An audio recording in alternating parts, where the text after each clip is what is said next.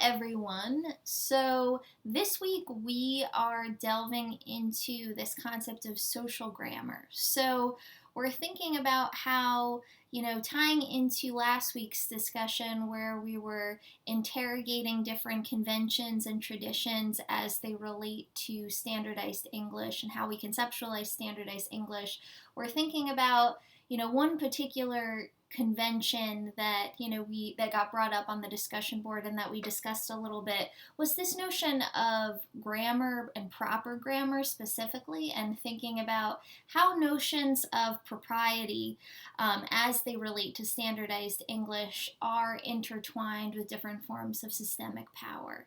So thinking about how are cultural differences marginalized? How are different linguistic variations that emerge from cultural differences marginalized through creating these rigid standards of propriety when it comes to, grammar, when it comes to, different conventions of standardized English. So we're expanding on that conversation to think about how grammar is, a very expansive concept that connects to our socialization. So thinking about when we're defining, what social grammar is, what it looks like, we're thinking about the different, behaviors, values, and patterns that characterize and sustain our social experiences.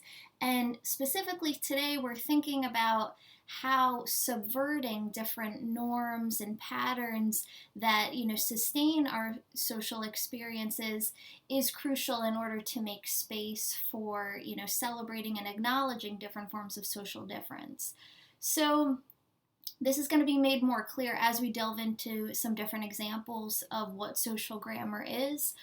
The first of which comes from our readings this week from Eduardo Bonilla Silva, who discusses this concept of racial grammar. And, Bonilla Silva is interested in how racial grammar is interconnected with reinforcing everyday forms of white supremacy, and how interrogating and intervening in everyday forms of white supremacy is really key to, expanding how we conceptualize racial grammar.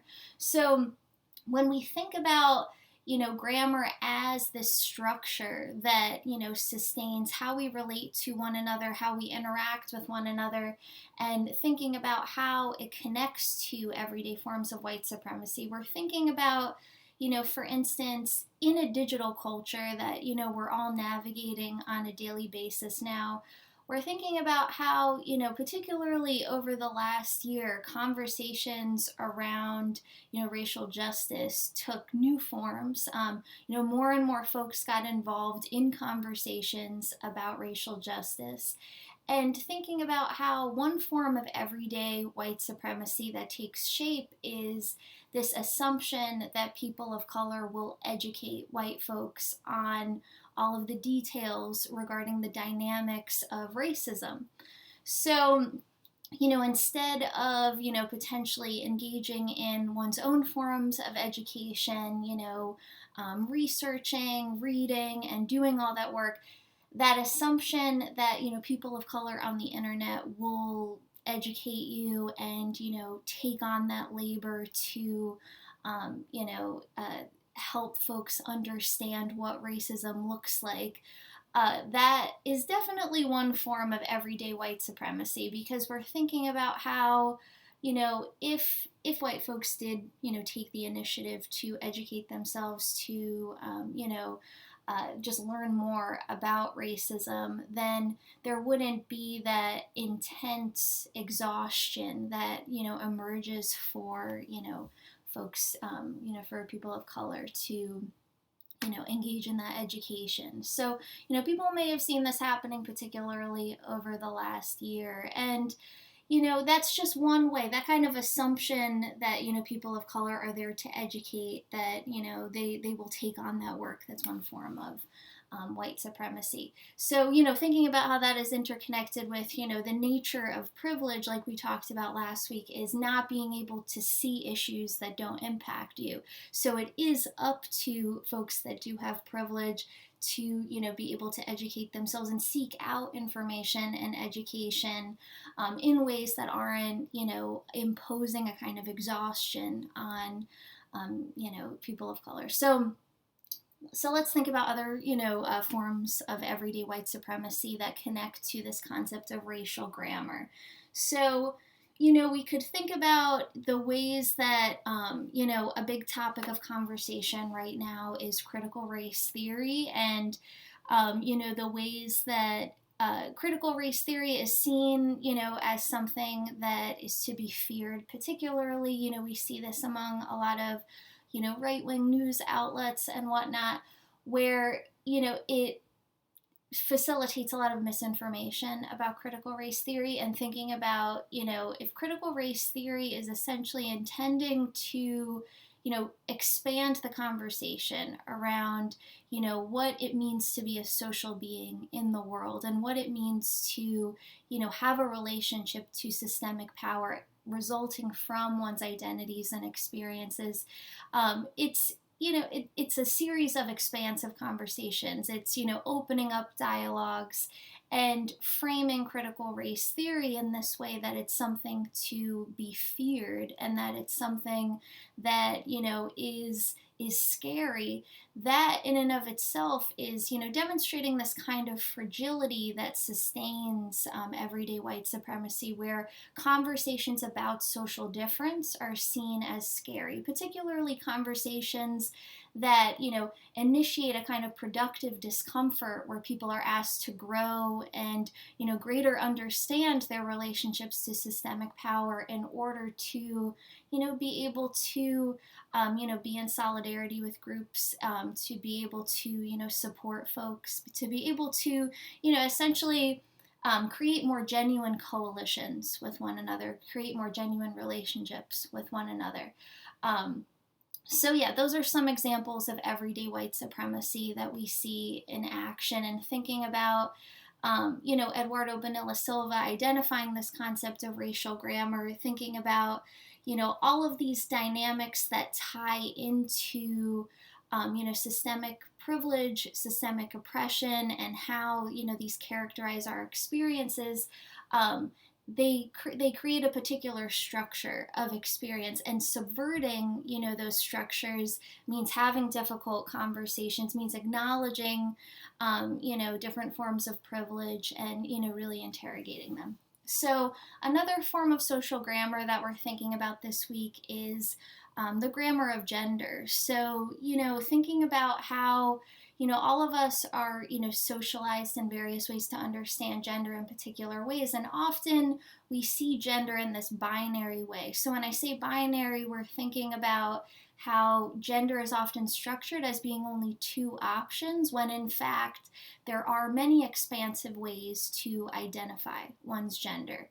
So, when we look beyond that structure, so that form of grammar that tends to sustain our experiences, where, we understand things in this binary or, only two-pronged way, we're thinking about how that leaves many folks out of the conversation by normalizing this idea that there's not, more expansive ways to identify one's gender. So we see this in so many everyday ways, particularly when we're growing up. So thinking about, the notion of, boys not being allowed to cry, or, the expression of emotion being identified as a weakness. These are, that's like one very vital example of how we see, folks placed at a disadvantage for, needing to reinforce this notion of, what constitutes masculinity, what constitutes femininity, as opposed to seeing this in, in a way that has more nuance, that has more complexity. Thinking about boys are allowed to cry, anybody can play the sports that they want, people can dress in ways that align with their gender, as opposed to creating the structure where, folks are expected to fit into these very rigid boxes in accordance with masculinity or femininity. Um, it definitely creates a narrow conception that doesn't need to be. So subversions of these particular forms of social grammar of gender really help create more space for different forms of expression and identification. So another form of social grammar that I think that we all navigated in a profound way this past year was the social grammar of ability. So thinking about this past year came with a host of mental health challenges. Some mental health challenges that people had not people that had not experienced any form of neurodiversity, which is another way of saying various forms of difference when it comes to cognitive processing, mental health challenges, and whatnot. Some of those experiences were just started to be felt this past year because we were in such a difficult set of circumstances with the pandemic. So thinking about, there was this pace of life that was expected to be kept up with, particularly by various institutions, i.e., the university space really created this expectation that things would not slow down at all, that we needed to kind of keep trudging forward at the same pace with the same level of expectations for work output for students and whatnot. And something that I really struggled with this past year was seeing, students of mine feeling like bad students because, they asked for extensions, that, because they were experiencing any form of mental health difficulty, because of, the nature of the situation, that, they were in some way falling short, which, really evidenced this, sort of one size fits all structure that was created, that, you needed to continue keeping up with the pace of life or you felt like you were a bad student and falling behind, which was not the case. Everybody, was, trying to keep up and, had their own challenges. People may have not expressed that publicly, but, it was happening. So I say this all to note that, creating that kind of rigidity when it comes to expecting people to keep up with, a certain pace, to, adhere to particular standards, when it comes to scheduling, when it comes to, work output and whatnot, that can definitely marginalize folks with different forms of neurodiversity.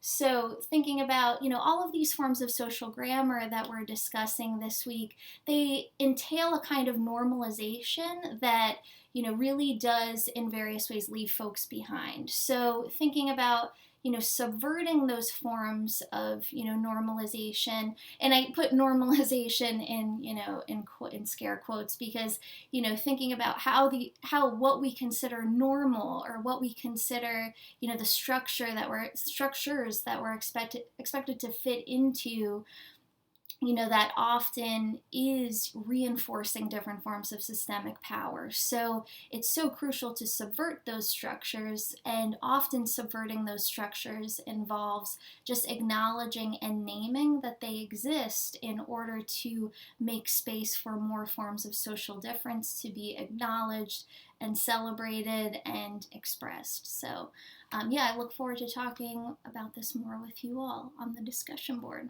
Have a good week, everyone.